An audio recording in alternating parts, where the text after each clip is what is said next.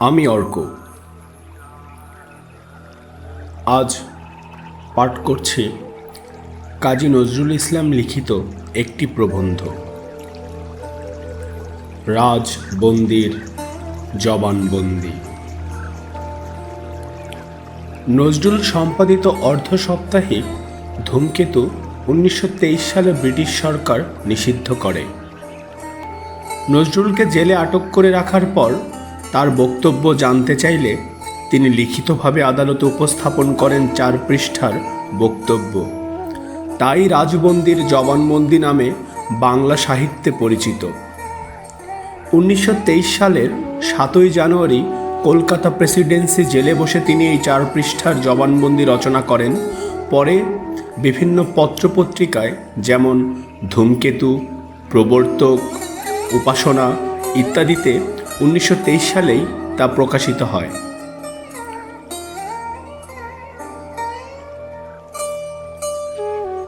তাহলে পাঠ করছি রাজবন্দির জবানবন্দি।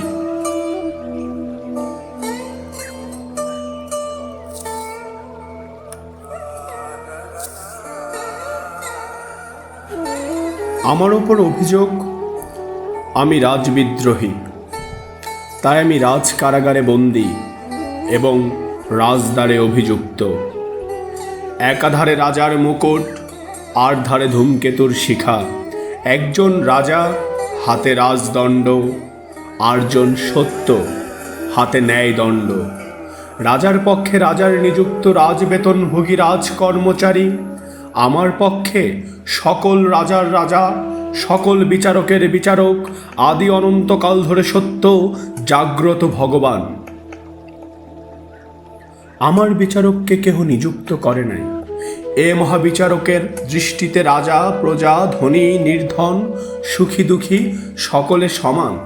এর সিংহাসনে রাজার মুকুট আর ভিখারির একতারা পাশাপাশি স্থান পায়। এর আইন ন্যায় ধর্ম। সে আইন কোনো বিজেতা মানব কোনো বিজিত বিশিষ্ট জাতির জন্য তৈরি করে নাই। সে আইন বিশ্ব মানবের সত্য উপলব্ধি হতে সৃষ্ট। সে আইন সর্বজনীন সত্যের। সে আইন সার্বভৌমিক ভগবানের। রাজার পক্ষে পরমাণু পরিমাণ খণ্ড সৃষ্টি, আমার পক্ষে আদি অনন্তহীন অখণ্ড স্রষ্টা। রাজার পেছনে ক্ষুদ্র, আমার পেছনে রুদ্র। রাজার পক্ষে যিনি, তার লক্ষ্য স্বার্থ, লাভ অর্থ। আমার পক্ষে যিনি, তার লক্ষ্য সত্য, লাভ পরমানন্দ। রাজার বাণী বুদ্বুদ, আমার বাণী সীমাহারা সমুদ্র। আমি কবি, অপ্রকাশ সত্যকে প্রকাশ করার জন্য, অমূর্ত সৃষ্টিকে মূর্তিদানের জন্য ভগবান কর্তৃক প্রেরিত। কবির কণ্ঠে ভগবান সাড়া দেন। আমার বাণী সত্যের প্রকাশিকা, ভগবানের বাণী। সে বাণী রাজবিচারে রাজদ্রোহী হতে পারে, কিন্তু ন্যায় বিচারে সে বাণী ন্যায়দ্রোহী নয়, সত্যদ্রোহী নয়। সে বাণী রাজদ্বারে দণ্ডিত হতে পারে, কিন্তু ধর্মের আলোকে ন্যায়ের দুয়ারে তাহা নিরপরাধ, নিষ্কলুষ, অম্লান, অনির্বাণ সত্য স্বরূপ।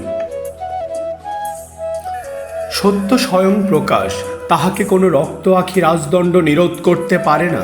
আমি সেই চিরন্ত স্বয়ং প্রকাশের বীণা, যে বীণায় চিরসত্যের বাণী ধ্বনিত হয়েছিল।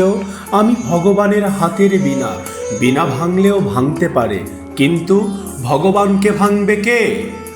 একথা ধ্রুব সত্য যে সত্য আছে, ভগবান আছেন, চিরকাল ধরে আছে এবং চিরকাল ধরে থাকবে।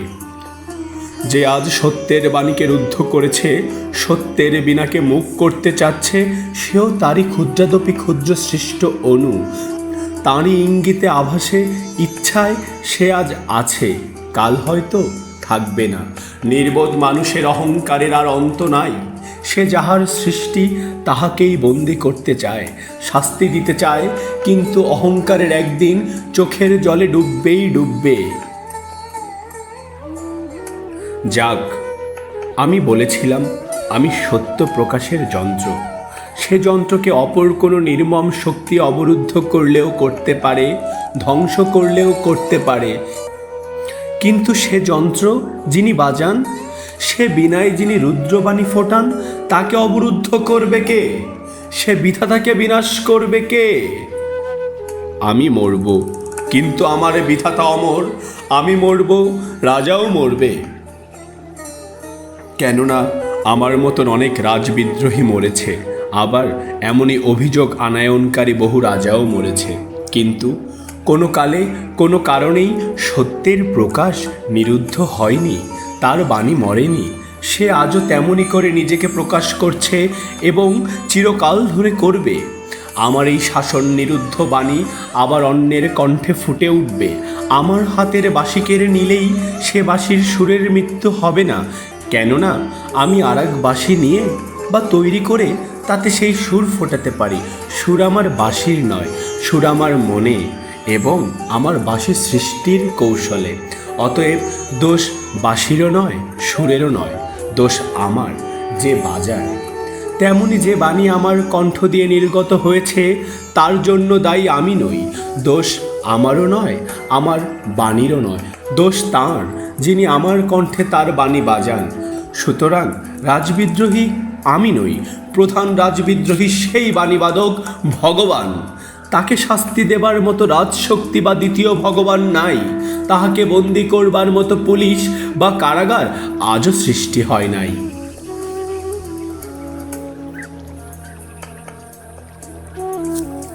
রাজার নিযুক্ত রাজ অনুবাদক রাজভাষায় সে বাণী শুধু ভাষাকে অনুবাদ করেছে, তার প্রাণকে অনুবাদ করে নাই, তার সত্যকে অনুবাদ করতে পারেনি। তার অনুবাদে রাজ অনুগত্য ফুটে উঠেছে, কেননা তার উদ্দেশ্য রাজাকে সন্তুষ্ট করা। আর আমার লেখায় ফুটে উঠেছে সত্য, তেজ, প্রাণ, কেননা আমার উদ্দেশ্য ভগবানকে পূজা করা। উৎপীড়িত আর্ত বিশ্ববাসীর পক্ষে আমি সত্যবারী ভগবানের আখি জল। আমি রাজার বিরুদ্ধে বিদ্রোহ করি নাই, অন্যায়ের বিরুদ্ধে বিদ্রোহ করেছি।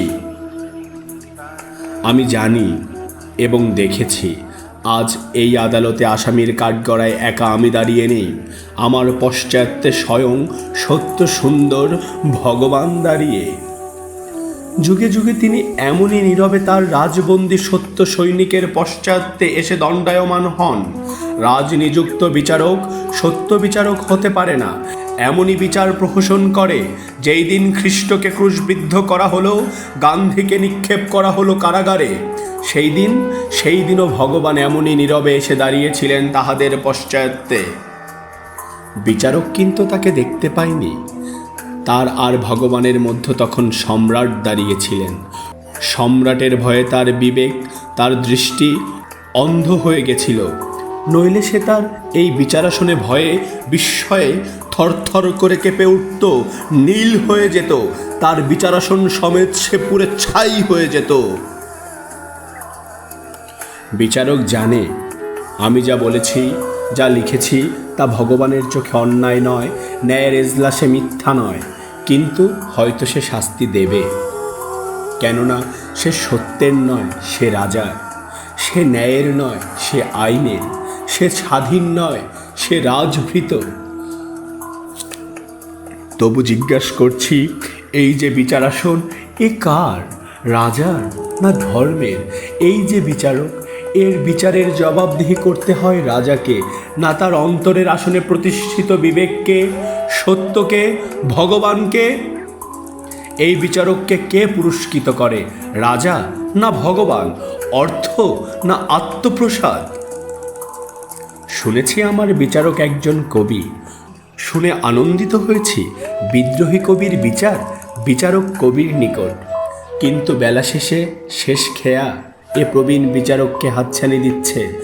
আর রক্ত উষার নবশঙ্খ আমার অনাগত বিপুলতাকে অভ্যর্থনা করছে, তাকে ডাকছে মরণ, আমায় ডাকছে জীবন। তাই আমাদের উভয়ের অস্ত তারা আর উদয় তারার মিলন হবে কিনা বলতে পারি না। না আবার বাজে কথা বললাম?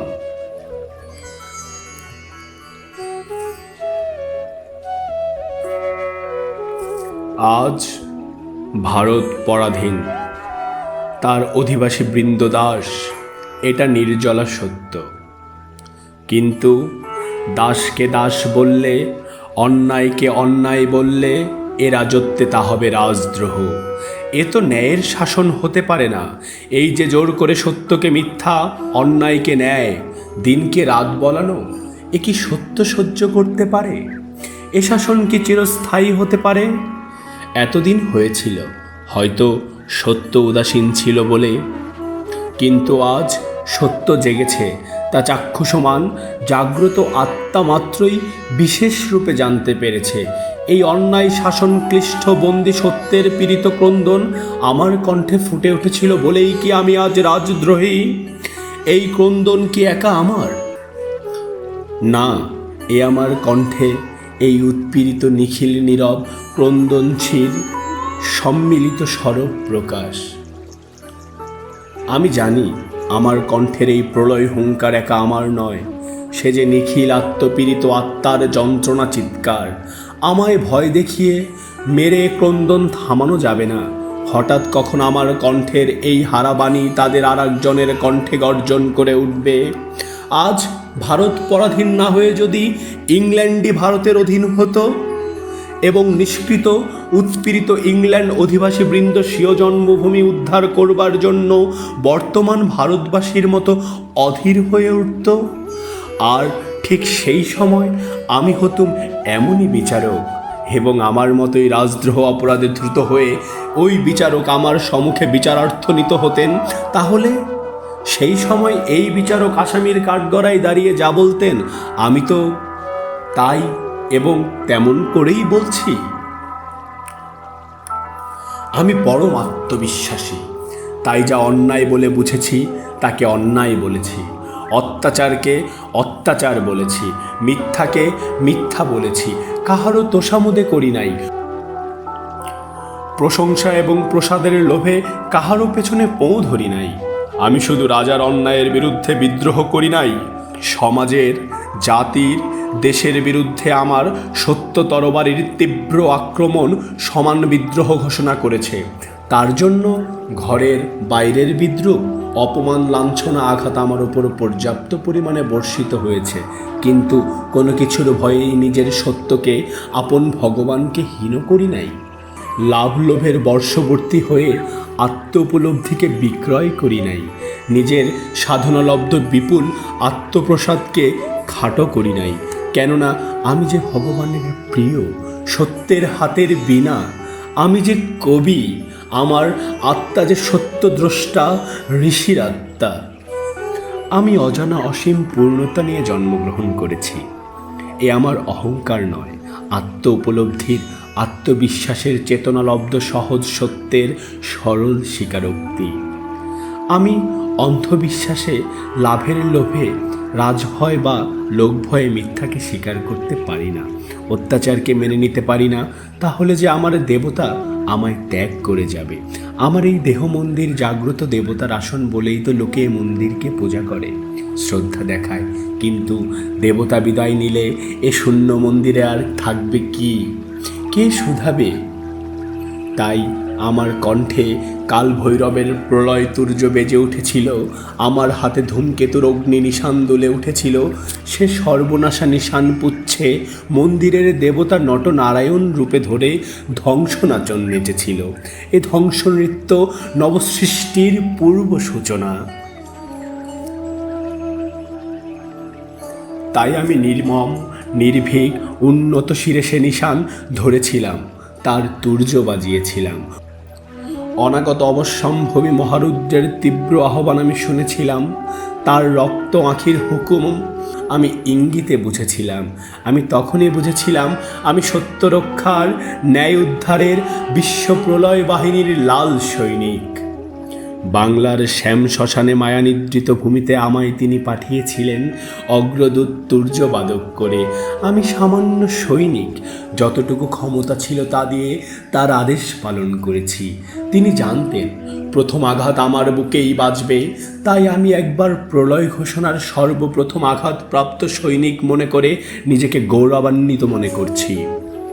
কারাগার, মুক্ত হয়ে আমি আবার যখন আঘাত চিহ্নিত বুকে, লাঞ্ছনা রক্ত ললাটে তার মরণ বাঁচা চরণ মূলে গিয়ে লুটিয়ে পড়ব, তখন তার সকরুণ প্রসাদ চাওয়ার মৃত্যুঞ্জয় সঞ্জীবনী আমায় শান্ত, আমায় সঞ্জীবিত, অনুপ্রাণিত করে তুলবে। সেদিন নতুন আদেশ মাথায় করে নতুন প্রেরণায় উদ্বুদ্ধ আমি আবার তার তরবারির ছায়াতলে গিয়ে দণ্ডায়মান হব। সেই আজও না আসা রক্ত উষার আশা আনন্দ আমার কারাবাসকে অমৃতস্যের পুত্র আমি হাসি গানে কল্লোচ্ছ্বাসে স্বর্গ করে তুলবে।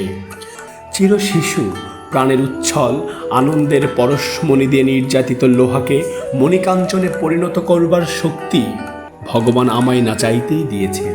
আমার ভয় নাই, দুঃখ নাই, কেননা ভগবান আমার সাথে আছেন। আমার অসমাপ্ত কর্তব্য অন্যের দ্বারা সমাপ্ত হবে, সত্যের প্রকাশ ক্রিয়া নিরুদ্ধ হবে না। আমার হাতের ধূমকেতু এবার ভগবানের হাতের অগ্নিমশাল হয়ে অন্যায় অত্যাচারকে দগ্ধ করবে। আমার বন্হি এরোপ্লেনে সারথি হবে এবার স্বয়ং রুদ্র ভগবান। অতএব মাভৈ, ভয় নাই। কারাগারে আমার বন্দিনী মায়ের আধার শান্ত কোল অকৃতি পুত্রকে ডাক দিয়েছে। পরাধীনা অনাথিনী জননীর বুকে এ হতভাগ্যের স্থান হবে কিনা জানি না। যদি হয় বিচারককে অশ্রুসিক্ত ধন্যবাদ দিব। আবার বলছি, আমার ভয় নাই, দুঃখ নাই, আমি অমৃতেশ্বর পুত্র। আমি জানি এই অত্যাচারীর সত্য পীড়ন, আমি জানি এই অত্যাচারীর সত্য পীড়ন আছে, তার আছে ক্ষয়। সেই সত্য আমার ভাগ্য বিধাতা যার হাতে শুধু রয়। Presidency jail, Calcutta,